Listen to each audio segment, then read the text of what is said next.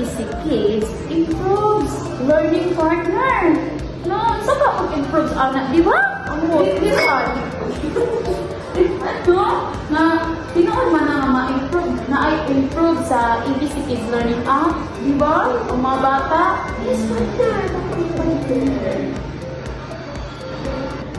Ganaman ko sa app kay makadungog ko sa tingog, sa matag-litera, o kanang mas ayun pagid siya on-an.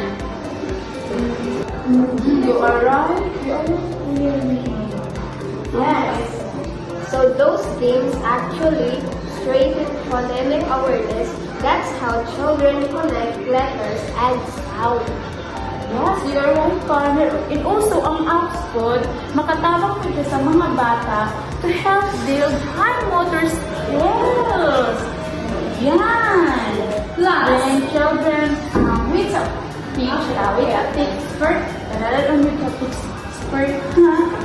Kaya, not only nga, ako may siyang tabang sa mga bata to trace letter using their fingers. So, class, it's designed to be child-friendly education, no ads, no external links, making it safe for classroom and home use. As a mom, I notice my child now identifies the letter faster. And even outside the app, it's great to see learning completely beyond the screen. That's true. That's the goal, partner. Using digital tools that encourage active learning and real-world application.